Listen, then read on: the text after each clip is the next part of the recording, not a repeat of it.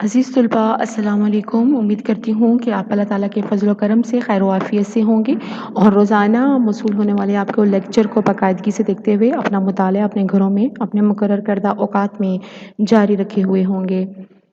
عزیز طلباء، آج ہم آپ کی جماعت کی 11ویں میں پڑھائے جانے والے اردو مضمون میں ہماری آنے والی نظم کو پڑھنے جا رہے ہیں۔ نظم کا عنوان ہے شہزادے کا چھت پر سونا اور پری کے ہاتھوں اغوا ہونا۔ دراصل یہ ایک مثنوی سے ماخوذ ہے، مثنوی کا کلام ہے جو کہ میر حسن کا تحریر کردہ ہے۔ میر حسن کا کلام پڑھنے سے پہلے ہم میر حسن کا حوالہ دیکھ لیتے ہیں جو آپ کی اردو کتاب 124 پر موجود ہے اور پیدائش ہے ان کی 1727 اور وفات ہے ان کی 1786۔ نام میر غلام حسن اور حسن تخلص ہے، وہ نامور جو گو میر زاہد کے بیٹے میر خلیق کے والد اور مشہور مرثیہ نگار میر انیس کے دادا تھے۔ میر انیس کو ہم پڑھ چکے ہیں گزشتہ اپنی کلاسز میں بھی، میر انیس کے مرثیہ پڑھ چکے ہیں تو آپ ان کو اچھے سے جانتی ہیں۔ تو یہ ان کے دادا تھے۔ دلی کے سید واڑہ میں پیدا ہوئے، تعلیم اپنے والد سے حاصل کی۔ دلی کا شہر جو کئی بار اجڑا، ان کے زمانے میں بھی ویران ہو گیا تو وہ اپنے والد کے ساتھ فیض آباد چلے گئے جو زمانے میں اودھ کا دارالحکومت تھا۔ یہاں وہ نواب سالار جنگ کے دربار سے وابستہ ہو گئے۔ جب نواب آصف الدولہ نے اپنا دارالحکومت فیض آباد سے لکھنؤ منتقل کیا تو یہ بھی لکھنؤ آ گئے۔ شعر و شاعری کا ملکہ ان کو ورثے میں ملا۔ صاحب دیوان شاعر تھی۔ ان کی شہرت غزلیات یا قصائد سے نہیں بلکہ صرف مثنوی سحر البیان کی وجہ سے ہے، ایک روایتی داستان جو دراصل شہزادہ بے نظیر اور شہزادی بدر منیر کا افسانہ عشق ہے، لیکن میر حسن نے اپنے انداز بیان سے اسے واقعیت اور حقیقت کا رنگ دے دیا۔ واقعہ نگاری، کردار نگاری اور منظر کشی کے ساتھ انہوں نے اپنے زمانے کے رسم و رواج و تمدن کی تصویر کشی بھی کی ہے۔ میر حسن کے کلام میں ان کی یادگار غزلیات و قصائد کا ایک دیوان، مثنویات کا ایک مجموعہ اور شاعروں کا ایک تذکرہ شامل ہے۔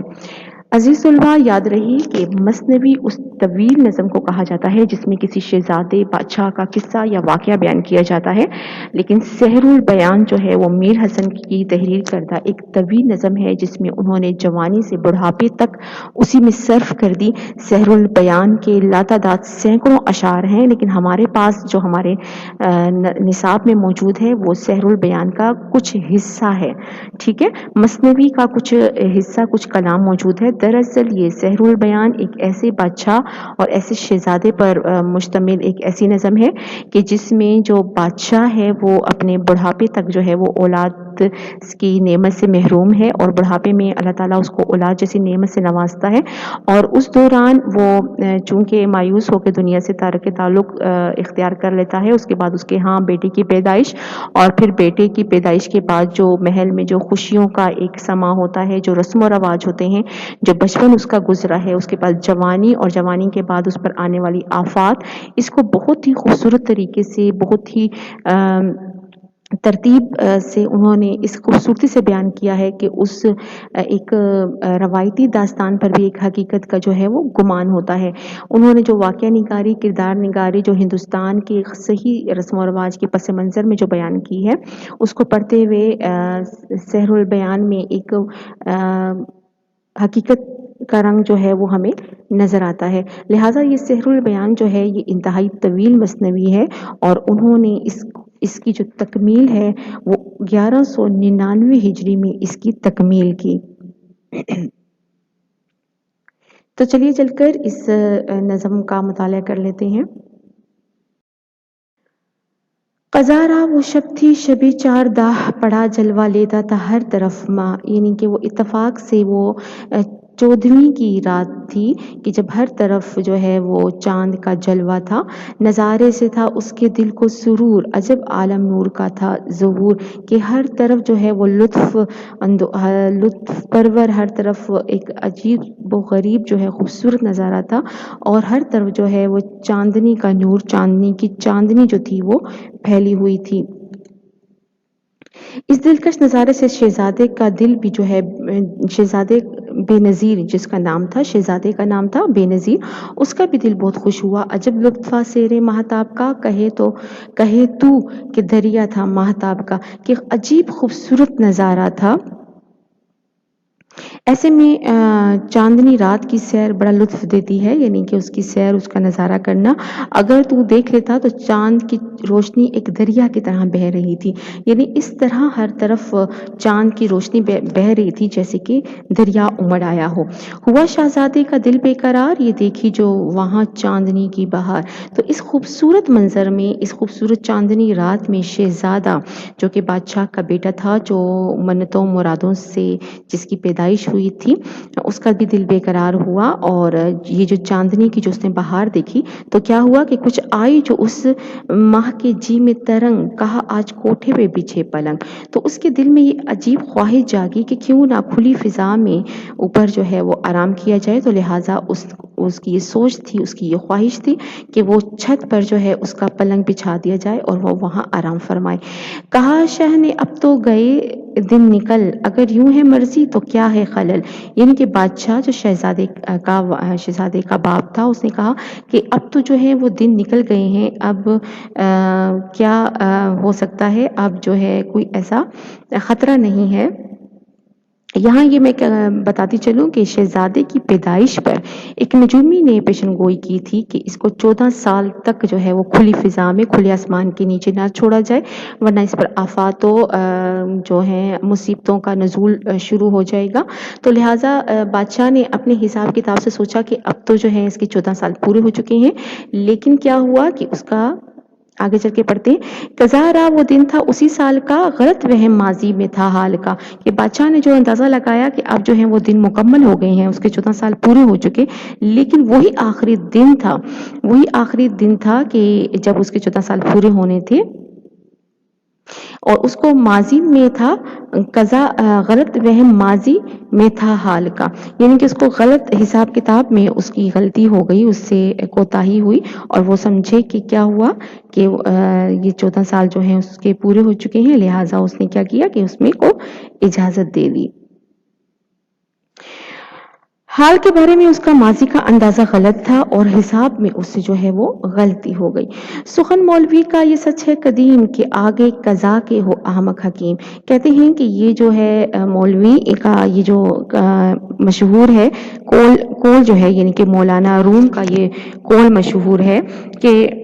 جب انسان پر کوئی آفت آتی ہے، جب موت آتی ہے، تو حکیم جو ہے وہ اس سے بھی وہ کوئی تدبیر نہیں کر سکتا، اس سے بھی کچھ نہیں بن سکتی، جبکہ قسمت میں، تقدیر میں جو ہے وہ مصیبت لکھی ہوئی ہو۔ وہ سونے کا جو تھا جڑاؤ پلنگ، کہ سیمی دونوں کو ہو جس پر امنگ، کہ وہ پلنگ جو تھا وہ ہیرے جواہرات سے لدا ہوا تھا، جڑا ہوا تھا، اور وہ اس قدر خوبصورت تھا جواہرات میں اور ہیروں میں کہ سیمی دونوں یعنی کہ چاندی جیسے جسموں کو بھی ان پر لیٹنے کی خواہش ابھری، اور ان کا بھی دل چاہا کہ وہ اس پلنگ پر آرام فرمائیں۔ کھینچی چادر ایک اس پر شبنم کی صاف، کہ ہو چاندنی جس صفا کی خلاف، ایک قسم کے نہایت سفید باریک اور صاف کپڑے شبنم کی چادر اس پر بچھائی گئی کہ چاندنی اس کی صفائی کا خلاف معلوم ہوتی تھی۔ دھرے اس پہ تکیے کئی نرم نرم، کے مخمل کو ہو جس کے دیکھے سے شرم، کہ اس قدر نرم و ملائم اس پر تکیے رکھے گئے، اس قدر جو نرم و ملائم تھے اپنی نرماہٹ میں، کہ مخمل جو سب سے نرم اور آرام دہ کپڑا ہے، اس کو بھی اس کو دیکھ کر شرمندگی ہوئی۔ کبھی نیند میں جبکہ ہوتا تھا وہ، تو رخسار رکھ اس پہ سوتا تھا وہ، یعنی کہ جب نیند میں شہزادہ کروٹ بدلتا، جب نیند میں رکھتا تو رخسار اپنے گال جو ہیں اس تکیے پہ رکھ کے وہ سو جاتا تھا۔ چھپائے سے ہوتا نہ حسن اس کا مان، دیے تھے لگا اس کے مکھڑے کو چاند، یعنی کہ شہزادہ خود بھی اس قدر خوبصورت تھا کہ اسے چھپانے سے بھی اس کا حسن نہیں چھپتا تھا، معلوم ہوتا تھا کہ قدرت نے اس کے چہرے پر کئی چاند لگا دیے ہیں۔ مراد یہ ہے کہ جس طرح بادلوں کے پیچھے سے ایک چاند کا جو حسن ہوتا ہے، چاند کی جو خوبصورتی ہوتی ہے وہ نظر آتی ہے، اسی طرح شہزادے کی خوبصورتی بھی نہیں چھپتی تھی، وہ بھی چھپائی نہیں چھپتی تھی۔ آگے پڑھتے ہیں، وہ سویا جو اس آن سے بے نظیر، رہا پاسباں اس کا بدر منیر، کہ اس طرح وہ سو گیا، اس طرح وہ اس کی آنکھ لگ گئی، اور کیا تھا کہ رہا پاسباں اس کا بدر منیر، کہ اس کی جو نگرانی کون کر رہا تھا؟ آسمان پر چمکتا دمکتا چاند ہوا اس کے سونے پہ عاشق جو ماہ لگا دی ادھر اس نے اپنی نگاہ کی چاند بھی اس کی خوبصورتی کو دیکھ کر جو ہے رہ نہ سکا چاند نے بھی اس کا حسن جو ہے وہ دیکھ لیا اور چاند جو ہے وہ اس پر نظریں گاڑے اس کو دیکھتا رہا وہ ماہ اس کے کوٹھے کا حالہ ہوا غرض وہاں کا عالم دوبالا ہوا جس کوٹھے پر شہزادہ یعنی کہ جس چھت پر شہزادہ سو رہا تھا چاند نے اس کے گرد روشنی کا ایک گھیرا بنا دیا مختصر یہ کہ وہاں کی خوبصورتی میں غیر معمولی اضافہ ہو گیا یعنی کہ آسمان کا چاند اور چھت کا یہ خوبصورت شہزادہ جو ہے اس کے گرد جو ہے ایک روشنی کا حالہ بن گیا اور انتہائی خوبصورت وہاں کا جو عالم تھا وہ خوبصورتی میں جو حسن میں جو ہے وہ دوبالا ہو گیا وہ پھولوں کی خوشبو وہ ستھرا پلنگ جوانی کی نیند اور وہ سونے کا ڈھنگ شہزادے کے پلنگ پر پھول بچھائے ہوئے تھے اور ان پھولوں سے غضب کی خوشبو اٹھ رہی تھی اور پلنگ بھی جو ہے وہ حد درجہ جو ہے وہ صاف ستھرا تھا اور وہ اس پر وہ اس کی جوانی کی نیند اور سونے کا جو انداز تھا کیا ہی کہنے اس کے وہ عالم جو تھا انتہائی حسین معلوم ہو رہا تھا جہاں تک کہ چوکی کے تھے باری دار ہوا جو چلی سو گئے ایک بار کہتے ہیں کہ پہرے داروں کا جب تک تعلق ہے جو شہزادے کے پہرے دار تھے انہوں نے باری باری شہزادے کی حفاظت کی ذمہ داری جو اٹھائی ہوئی تھی یعنی کہ جب ایک سوتا تھا تو دوسرا جاگتا تھا اور دوسرا سوتا تھا تو تیسرا جاگتا تھا تو یوں وہ شہزادے کی پہرہ داری کر رہے تھے نگرانی کر رہے تھے تو ایسی خوبصورت ایسی ٹھنڈی ہوا چلی کہ وہ سب ایک ساتھ ہی سو گئے ایک ساتھ ہی ان کو پر نیند کا غلبہ طاری ہوا چنانچہ شہزادی کی حفاظت سے وہ جو تھے وہ غافل ہو گئے اسی نیند میں غرض سب کو وہاں عالم خواب تھا فقط جاگتا ایک ماہتاب تھا مختصر یہ کہ وہاں سب کے سب جو ہے وہ نیند کی حالت میں تھے عالم خواب میں کھو گئے گہری نیند سو گئے اور صرف ایک چاند تھا جو جاگ رہا تھا جو اپنی روشنی بکھیر رہا تھا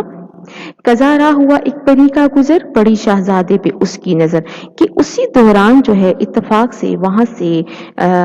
فضا سے ایک پری کا گزر ہوا اور اس کی نظر جو ہے اس حسین و جمیل شہزادے پر پڑی ہوئی حسن پر اس کے جی سے نثار وہ تخت اپنا لائی ہوا سے اتار اس کی خوبصورتی شہزادے کا حسن و جمال دیکھ کر وہ دل و جان سے جو ہے وہ شہزادے پر قربان ہو گئی فدا ہو گئی یعنی اس کی محبت میں وہ گرفتار ہو گئی اور جو وہ ہوائی تخت پر پرواز کر رہی تھی اڑ رہی تھی تو اس نے اپنا تخت جو ہے وہ ہوا سے زمین کی جانب جو ہے وہ اتار لیا جو دیکھا تو عالم عجب ہے یہاں منور ہے سارا زمیں آسماں پری نے جو دیکھا کہ وہاں کی کیفیت عجیب و غریب منور ہے ہر طرف اور ہر طرف روشنی روشنی بکھری پڑی ہے ساری زمین اور سارا آسمان روشنیوں سے بھرا ہوا ہے روشنیاں پھوٹ رہی ہیں ہر جانب سے تو آگے چل کے کہتے ہیں میں عشق میں پھر یہ سوجی ترنگ معاف کیجیے گا ہوئی دونوں کے حسن کی ایک جوت کے جیسے ہو دو چشموں کی ایک سوت کہتے ہیں کہ دونوں عشق کے نشے میں سرشار ہو کہتے ہیں کہ ہوئی دونوں کے حسن کی ایک جوت کے جیسے ہو دو چشموں کی ایک سوت کے ایک ہی چشمے سے جیسے ایک دھارا نکلتا ہے ایک جو بند باندھ دیا جاتا ہے تو اس طرح وہ حسن کی جو ترنگ میں حسن کی ترنگ میں بہتے چلے گئے اور میں عشق میں پھر یہ سوچی ترنگ کے لے چلی اس کا امانت پلنگ کہتے ہیں کہ عشق کے ہی نشے میں اس کو ایسی یہ خواہش سوجھی عجیب خواہش سوجھی کہ وہ جو ہے اس کا جو پلنگ ہے وہ اپنے ساتھ لے جائے شہزادے کو اپنے ساتھ لے جائے محبت کی آئی جو دل میں ہوا وہاں سے اسے لے اڑی دل ربا پری کے دل میں جو شہزادے کے لیے جو محبت کا جو جذبہ جاگا اور وہ اس حسین شہزادے کو اپنے ساتھ جو ہے وہ پرستان لے کے چلی گئی اس پر مکمل طور پر فدا ہو گئی اس کے حسن و جمال پر غرض لے گئی آن کی آن میں اڑا کر وہ اس کو پرستان میں کہ ایک ہی لمحے میں آن کی آن میں وہ اس کا پلنگ جو تھا اس کی جو جس پر وہ آرام فرما رہا تھا وہ اٹھا کر وہ کہاں لے گئی اپنی قیام گاہ یعنی کہ اپنے پرستان کی جانب لے اڑی کبھی دل رہے خوش کبھی دردمند، زمانے کی جب سے ہے پست و بلند۔ قصہ یہ مختصر کہ دیکھتے ہی دیکھتے کیونکہ وہ اس کو پرستان لے گئی، اور جس طرح وہ کہتے ہیں کہ جیسے زمانے کی اونچ نیچ ہوتی ہے، کبھی دل خوش ہوتا ہے کبھی دل دکھی ہوتا ہے، پری کے دل کی کیفیت بھی کچھ اسی طرح تھی، کبھی وہ خوش ہوتی تھی کبھی اداس ہوتی تھی۔ اسی طرح دیکھا جائے تو اہل خانہ شہزادے کے اہل خانہ پر بھی یہ برا وقت آ گیا تھا، کبھی تو ان کے ہاں خوشیاں تھیں اور کبھی اب جو ہے یہ شہزادے کے اغوا ہونے کے بعد جو ان پر مصیبت ٹوٹنی تھی، جو غم و آلام کا مصائب کا انہوں نے سامنا کرنا تھا، تو کہتے ہیں کہ زمانے کا یہی حال ہے، کبھی خوشی آتی ہے کبھی غم آتا ہے، اور یہ خوشی اور اونچ نیچ جو ہے وہ کبھی زمانے کا ایک زندگی کا ایک حصہ ہے۔ عزیز طلباء، مذکورہ مثنوی جو ہے میر حسن کی تحریر کردہ سحر البیان سے ماخوذ تھی، ان کے چند ایک حصہ ہمارے نصاب میں شامل تھا۔ امید کرتی ہوں کہ گھر میں آپ مطالعہ جاری رکھتے ہوئے جو بھی الفاظ میں آپ کو مشکل درپیش ہوتی ہے، آپ اپنے پاس اردو لغت کا استعمال کرتے ہوئے ان کے معنی و مطالب تک رسائی حاصل کریں گے۔ شکریہ۔